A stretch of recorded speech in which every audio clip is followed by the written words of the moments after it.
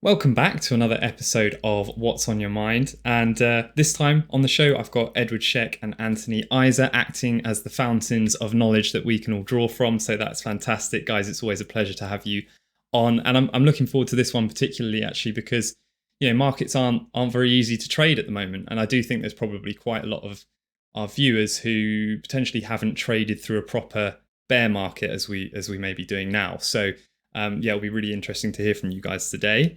And let's get into it. Anthony, should we start with you? Sure, Chris. Hi, Chris. Hi, Ed. Hi, everyone.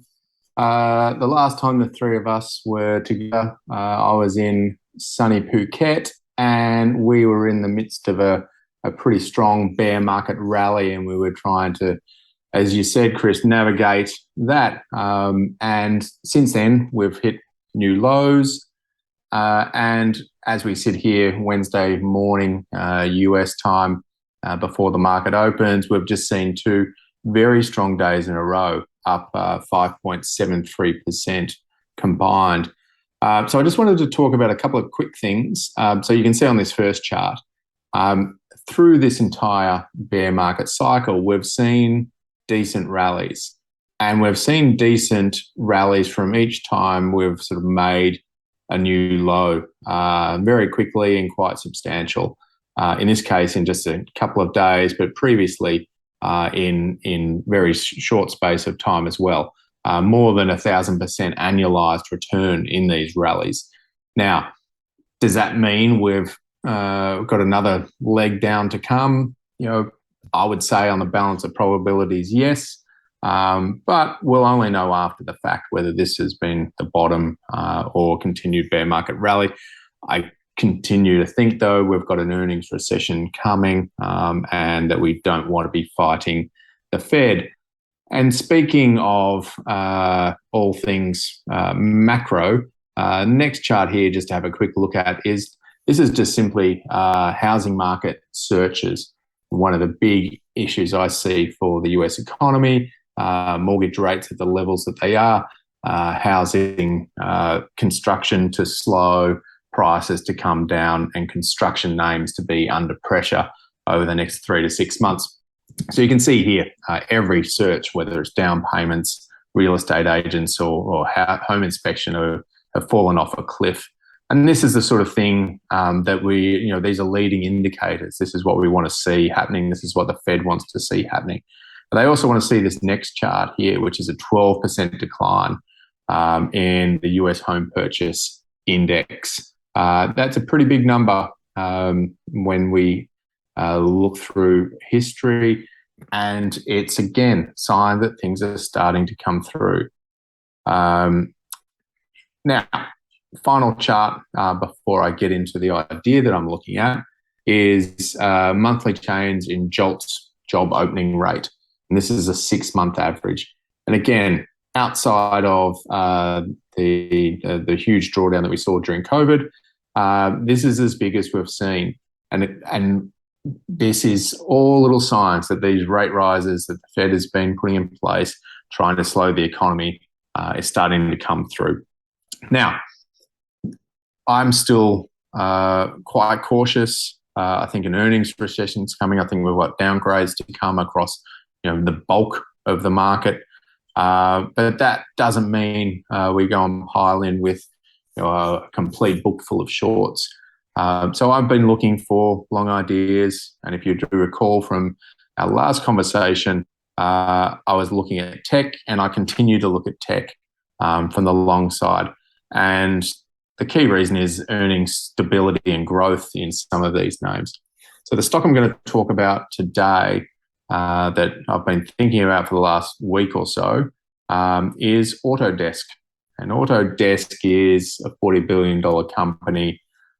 It's trading on about 26 times next year's earnings. It's got very solid sales growth in the mid-teens. It's got earnings growth coming through that's stronger than that as well. And I'll talk to that in a little more detail shortly. Not much in the way of short interest, 1.36%, and it's trading broadly in line with its sector peers. So why do I like Autodesk? in this market. Firstly, it's got low leverage, and capital structure is becoming more of an issue as rate rises come through, as we see revenue under pressure. It's got very high levels of profitability, 92% gross margins, which is high even for software companies. It's got very high recurring revenues, which helps to mitigate cyclicality and the downturn that I'm expecting to see. And it's also a very capital light business as well. So its decline from its recent high back in November, like most tech companies, where it was trading around about $330, down to just under $200 today. It is all margin decline. There's been no earnings impact. In fact, earnings have continued to rise through this period. Sorry, not margin decline, multiple decline. So the PE has gone from 57 times to 27 times, and that's been the driver of the share price decline. And I would expect, as we see earnings continue to come through, that multiple can expand a little bit. So who or what is Autodesk? Autodesk is a software company. A long time ago, it grew out of computer-assisted design for engineers and architects. Is now significantly bigger and broader than that. They've got four main divisions. That original division, which is still the bulk of sales, the architecture, engineering, and construction division, the AutoCAD division. Between them, they make up about 3/4 of the business. They also have product design and manufacturing, as well as media and entertainment. And you can see on this chart here that yes, the AEC and the AutoCAD, about 3/4, but more importantly as well, very diversified customer base, hundreds of thousands of customers and hundreds of thousands of customers across the globe. Now, with the US dollar strength, that does provide a bit of a headwind on the currency. You can see there, it's about almost 2/3 of earnings do come from overseas, so that will be a headwind to the tune of $20 to $30 million, I would say. That's the indication given in the last quarterly. That's going to continue while we see this US dollar strength. In terms of how this company's performed, though, and this is one of the reasons why, again, I think in this market, stable earnings and stable growth is very attractive. Since 2018, revenue's grown from a bit over $2 billion to looking at about $4.7 billion for the last 12 months, and about $5 billion for the coming year. The gross profit margin, as I indicated, up to 92% now, up from 86%, and EBITDA margins going from 14 through to 20.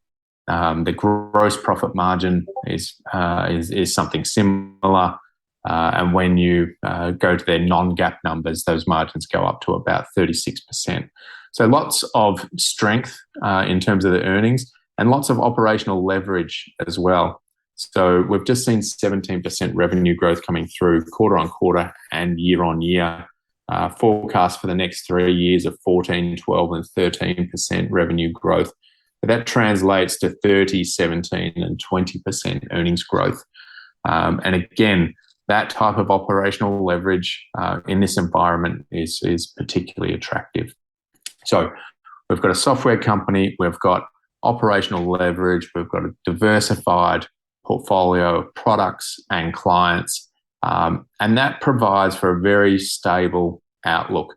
The revenue guidance for the full year of 23, now for them, that we're halfway through that. They calendar year, reporting year ends in January of next year. So looking for revenue of around about $5 billion, and they're so comfortable in that sort of revenue number, and so much of it is recurring. That their range in guidance is 4.985 to 5.035, a very tight range, up 15% on the previous year. generating more than $2 billion of free cash flow. So this growth, where's it coming from? The biggest tailwind that they've got is the continued movement, as a lot of these companies have over the last 5 to 10 years, is moving from products to moving to services and moving to the cloud. And the digital workflow that has been adopted by construction and infrastructure life cycle is aiding this. And this is something that's going to be ongoing for a long, long time. So without getting too deep into the weeds on engineering, construction, architecture, and design, there's a thing called building information modeling.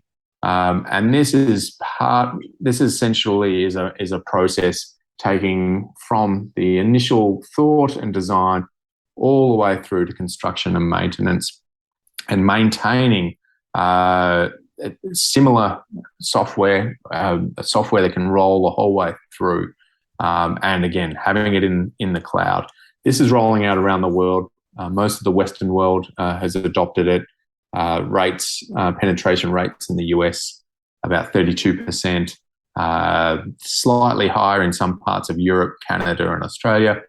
The developing world, whether in Asia, South America, or Africa, as you would expect, quite behind the curve on this, but still providing some indications, because there's a huge amount of cost savings and efficiencies coming through. So this is a process that runs through the whole way through, from concept and design, develop design, technical design, construction, handover, maintenance. And this process is a huge tailwind and a huge addressable market. As I said, forecast this year of $5 billion in revenue. Total addressable market's about $65 billion, and growing at about $4 or $5 billion a year. That's split about 2/3 in design and the remaining third in construction. So tailwinds a little more. They are monetizing a lot of non-paying users. 12 million people using their products in some form. A lot of them are not paying. So just getting those small subscriptions on, getting that process going, is something that's going to continue to drive growth. Of course, integration, the big construction companies, the big design firms, and all of these businesses moving to the cloud is helping drive things as well. And that's going to be ongoing over the next couple of years. The business information modeling 360 project has doubled over the last 6 months. KPIs, RPOs, which is remaining performance obligations, essentially that's contracted business and work, grew by 13% in terms of total book. In terms of the current book due in the next year, that's $3.1 billion. That was up 10%. The net retention rate is between 100% and 110%, which is the reason why they've been able to give such tight guidance on that revenue. So all in all, we've got huge industry tailwinds. We've got the major player in the market making small acquisitions, spending a huge amount on R&D, getting more revenue from existing customers, all the sorts of things that you would like to see from a software company. The risks are broadly macro. Obviously, again, my economic view for the US and the impact on the rest of the world is these rate rises are going to slow things down quite significantly. That's clearly going to be an impact for these guys, but there's not much we can do about that. And from a portfolio perspective, well, we're going to have a bunch of ideas in there that I've got that will benefit from that. So that's not what I'm looking for. I'm not too concerned by that risk. One thing that I do have concerns about, and for the time being, it's not going to be a major issue, but on an ongoing basis, it potentially is, there's very large issuances of stock to employees. Over the last 4 years, that's risen from $250 million to $550 million. Now, they are paying up for a lot of engineers and cloud-focused developers are particularly expensive. Happy to see money being spent on R&D. About 550 mil per annum on $2 billion of free cash flow is quite a chunk. Now, they've got a very large share buyback that's offsetting that, but essentially what's happening when the company's buying back stock but issuing stock over here is they're transferring value to employees and management. If it was a traditional buyback without this issuance of stock, then we would see EPS upgrades coming through due to the reduced share count. So that is a bit of a concern. I don't think it's a negative right now, but it's something that I'd keep my eye on over the longer term. Catalyst-wise, the results coming up on the 22nd or 23rd of November. They are appearing at a whole bunch of conferences and continued announcements of partnerships and small acquisitions. So I'm looking at a price target of $260 here, share price of around about 200 now. Structure-wise, there's a couple of things to take into consideration. Firstly, the result is that the 22nd of November, the November options contract expires on the 18th, and there's no December data series at this stage. That options chain will come on in a couple of weeks' time as the October one rolls off. So the choice really is one of two things. I can look at the $210 calendar spread, selling October, buying November for an outlay of about $6 per share, doing that in a 2-for-1 ratio, and then working out as we move through there whether we want to restructure and continue that onwards after that. If it moves ahead of time, fine, it'll still be profitable. Second alternative is to go out further and buy January and sell November. Now, the cost is there, and I probably would like 2 extra months. The cost there is $11, so it's almost twice as much. And this is the one that I'm going to sort of lean on for a couple of reasons. While there is a need to be nimble in these sorts of markets, those extra 2 months provide me a little bit of comfort that if we do see a fourth quarter rally, and after 3 down quarters in a row, that is a possibility. Again, I'm not expecting it, but we always have to think about what would happen if we're wrong. If we see something like that, I think this stock can move higher than my price target, given that extended amount of time. And worst case scenario, I can always pull that January leg back to December and get a credit, reducing my costs if I feel the need on that basis. So there it is. Long Autodesk, continue on the tech focus in the face of what I think is going to be, pretty tough and volatile times. Ed, how are you seeing things? Excellent. Thank you very much, Anthony. Hello, Chris. Hello, portfolio managers. Great to be here. So I do, in fact, agree very much with how Anthony's viewing the market. I'm extremely bearish on corporate profitability.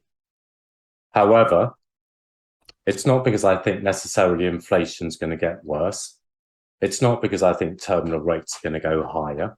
I'm very bearish on corporate profitability if the terminal rate is 3.5. It's the fact that it's going to stay there. It's the fact that the market hasn't had a normal recession for over 20 years. We've had plenty of crashes that have been met with huge amounts of QE. We haven't had rates at a sensible level for an extended period, although it briefly got to 2.5 from 2016 to 2018. So I agree with another thing Anthony said, and that's trading a bear market. And my little segment here is called the Pavlovian Pivot. And it delighted me to see this massive rally in 2 days, the biggest for 2.5 years. I love the fact that this market is still so drunk on QE, risk asset prices, that as soon as it's offered a little drink, it just chugs it down and goes for a little run. It's quite frankly ludicrous. But even if we knew rates were going to go to 4 or 4.25, that the next move is down. Well, we know the next move is likely to be down because the bond market's been inverted for a long, long time. But to make the connection that just because the next move is down is somehow going to unleash a risk-on rally is just ridiculous. I'm not saying the market can't go up. I'm saying it's not going to go up and stay up if your primary reason is the next move is a Fed cut. This is the big hangover. 15 years of free or very cheap financing is the major reason why all asset prices are up.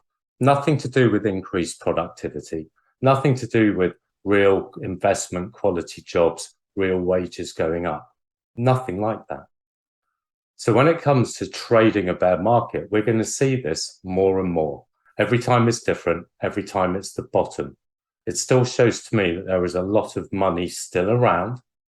It still means to me that the Pavlovian response is this is the pivot. And then we're just going up. Now, at the moment, what caused the pivot? We see some slowing data. The Fed's working. Great. So we might well have seen peak rates, but it doesn't mean that means the next move's down and the market rallies. So if you are going to trade a bear market, it's grind down, look at earnings, look at proper earnings, and then there'll be a move in the bond market and up we go, the bottom's in, repeat. And the lower we go, the bigger the risk rallies will be. So if you're not expecting them and you're not ready to know how to trade them, you're going to be in that horrible position that think what happened going into Q2. I'm sure Walmart profit warning, it's all happening, the slowdown, everyone's short, results not too bad, something a bit positive, 20% rally, you get squeezed, then you're not short for the sell-off. You're going to get plenty of chances to nail this, but you've got to be prepared and you've got to have a plan, because this sort of response to a falling yields seems to be still in the market. The other thing I'll quickly say is this soft landing of slightly worsening economic data and lower yields puts the market narrative in softish landing. It won't take much to get it into stagflation, because who says new orders at 47 is a soft landing? Expecting 52 come at 47. What happens if it came in at 41? Is that a soft landing? Or is that, well, rates are still going to stay here because there's lots of inflation that is sticky. And now we've got a rapidly decelerating economy and the Fed still has to raise rates. So instead of thinking about the pivot, I'm more thinking about what happens when we start thinking this could be more than a soft landing, and then what you're going to trade on the next leg down. But anyway, I've got a long idea, just one, and I'm also in tech. My idea is very much on the bleeding edge. Now, I've balanced the tech part of my portfolio. I'm not bullish, but it's always fun to have a bit of a phase one trade. This is a re-rating, by the way. And though my base case might not be for a big risk on rally, although I agree with Anthony, it could easily happen. Hey, we're so bearish on inflation. What's the money that the November or December CPI, when the year-on-year comparisons are much easier, actually beats? Then do you want to be short, really safe, high quality, high growth tech was down 70%? Obviously not. So my stock idea is Akamai, AKAM, Internet Services and Infrastructure, $12.8 billion company. It pretty much does two things. It provides cloud services and delivering content and software over the internet. It's basically a content delivery network, and it's split into two parts. That business, which they call edge technology, and security technology, which for all intents and purposes is cyber. It's the world's premier content delivery network, but the reason why I'm buying it is not for that. I'm buying it because I think it's actually a cybersecurity company hiding in the guise of an old legacy CDN business. So what's a CDN? It's a geographically distributed collection of servers that work together to provide fast delivery of internet content. So it's a network of nodes.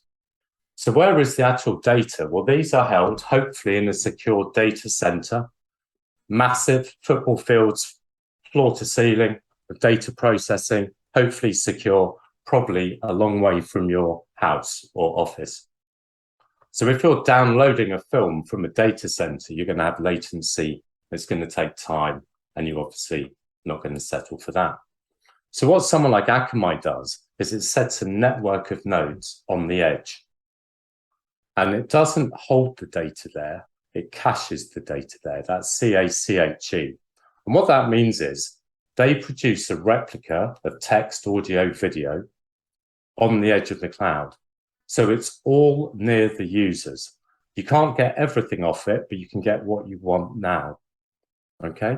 And then it's close to the homes, offices, and that's why you have zero latency and speed.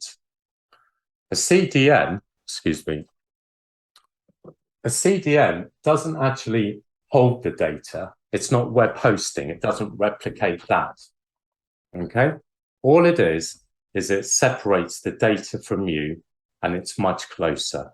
So this is often called the last mile, the edge, and this is where all the action is. This is the interface where everything travels from the cloud onto your hardware, onto your TV, whatever. All right? The billions of devices. Now, let's give it scale.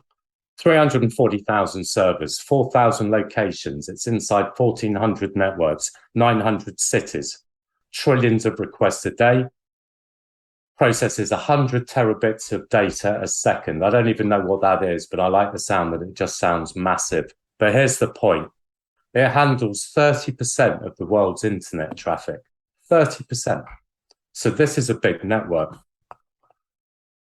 500, no, half of the Fortune 500, 800 e-commerce, 260 banks, hundreds of governments, over 200 gaming platforms. It's everywhere. Sounds great. Horrendous last quarter earnings, right? Horrendous. So revenue flat, gap earnings down 21%, CDN revenue down 11%. This is why it sounds like a short. What's gone wrong? Half their earnings overseas. Yen, euro, pound. Well, that's good. That's a big FX headbutt. Biggest exposures, Europe. Recession coming, volume down, gaming weakness. Secondly, because they've got the best network, they've had a premium pricing.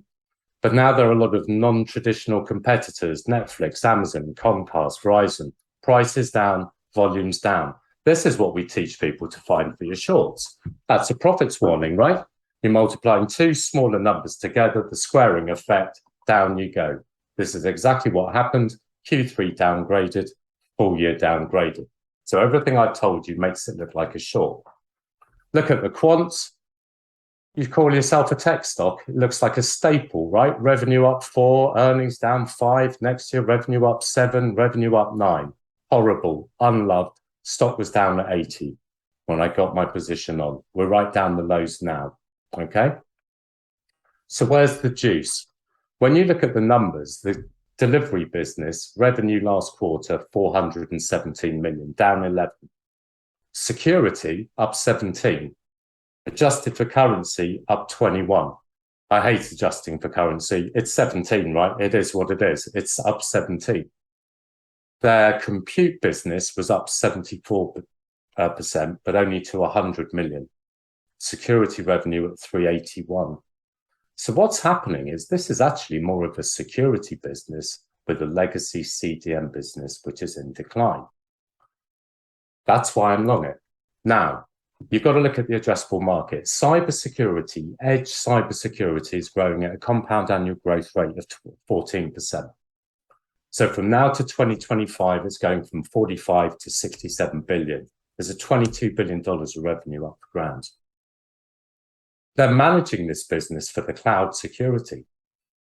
So going back quickly to the CDN business, just because you've got a massive network, it doesn't mean you don't have to invest in it. You can't just handle unlimited traffic or data on what you've got, however big it is. So they're turning down business. So now when they're nearer their peak capacity, they've got to invest in the network to take on the average data. But they know that every $1 they invest in their network is not going to return what $1 extra in cybersecurity will. So I like the fact that this business is managing for where the growth is. Now,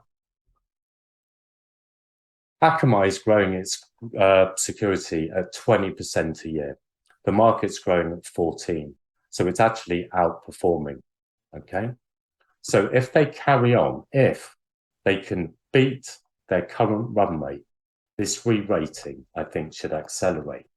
Now, when I go back 4 quarters, CDN was 56%, then 54%. 2 quarters ago, it was 48%. Now it's 46%. In 2 quarters, it will be under 40%. It won't be long before this is a de facto security business. Now, when we look at the competitors, we can look at things like Zscaler. We can look at Cloudflare. They've got revenue growth of 39 and 30 for next year. Cloudflare 48 and 36. Little Akamai's like barely moving the needle. So I get it. But when you think about their cloud security, it's growing at 17. Could it go to 20? In a year or two, its revenue growth rate from a security revenue perspective, it's not going to be that different. Cloudflare is only just making profit. Zscaler is. What do they trade on? Price to sales of 15. Cloudflare is 13.5. What's Akamai? 3.8. Now, we talk about the CDN business being in decline, but the Internet of Things, we don't hear that much about it now, right? But it is happening. It's going to be hundreds of billions, whatever, new devices, new flow of information. So the CDN business has got a big secular tailwind. It's just getting caught up in very severe headwinds, which I'm not saying are abating anytime soon. But it's not like this is just in a gradual managed decline. This will make a comeback at some point. But what I'm saying is the security business, if it carries on growing, should warrant a higher price to sales. Now, if the competition's at 14 and this is at 3.5, I'm saying, why can't it trade at 6? I look at next year, I see $3.8 billion of revenue. I think it will get upgraded. I think it will be over 4. Let's call it 4. And let's call it 6 times. That gives you a price target of 150, almost double. Now, this is low vol, which means I can get 2 sets of earnings and by February. Price target 150 year end. I'm going to give myself a 120 price target. So that's up nearly 35%. But hey, look at the last 2 days. I see tech shares going up 20% on thin air, right? A lot of things can happen between now and then. Inflation really could be falling. Maybe we are having a real slowdown, hard landing. And then ironically, when bond yields are stable and the market for growth, it doesn't exist, tech shares are going to look like better value. So there are lots of reasons how this stock can get to 120. But what it does need is to continue to beat in the security. Now, here's the fun bit. You can buy the February 110 calls for $1.80. You can sell the February 120s for 90 cents, which means it's costing you 90 cents. And if it goes to 120, they'll be worth $10. You'll get a 10 for 1. You spend 5, you get back 55. There's another even more fun thing to do. Quite frankly, if I'm wrong, I'm going to be wrong. All right, if it goes to 90 or 100, I'm going to lose my money. You can just buy the outright calls.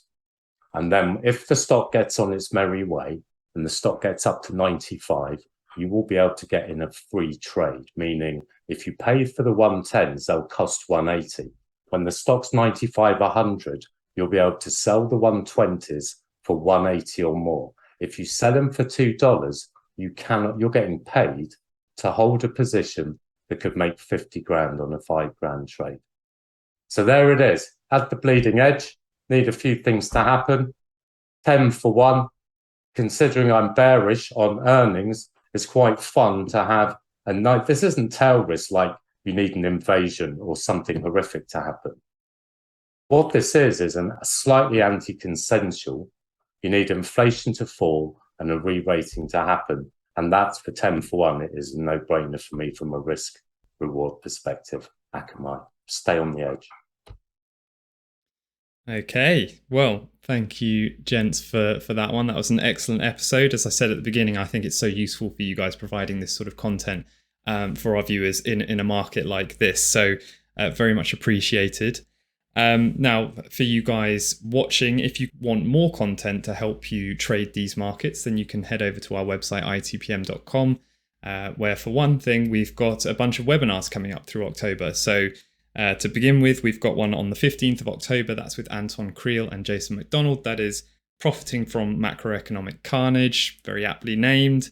Then we've got the next day, On the Road to Riches. That's again with Anton Creel and with Gunter and Phil, who are both ITPM former mentees who've performed very well this year. And they'll talk about kind of how they've been implementing the ITPM education, how successful it's been for them. That's a great opportunity to ask them questions. And then on the 22nd of October, we've got another one, which is Understanding Earnings Growth Profiles Properly. That is with our very own Ed Shek here. Again, promises to be a really good webinar. So lots of good stuff to get your teeth stuck into this month. And while you're on the website, make sure you check out our courses and mentoring programs as well. And if you are a current or former mentee and you haven't signed up to our Discord server, then make sure you do so. We launched it last month. It's been very successful. It is providing huge value to everyone within it. The mentors are active in there every day, providing really interesting analysis for the markets, and it's very current. And all of the content being shared from your peers, from other mentees, is also really valuable. So we've had great feedback, and I strongly suggest you get involved if you can. That's it for today, though. It's been a great episode. I hope you guys enjoyed it as much as I did, and make sure you catch us next time for another episode of What's on Your Mind.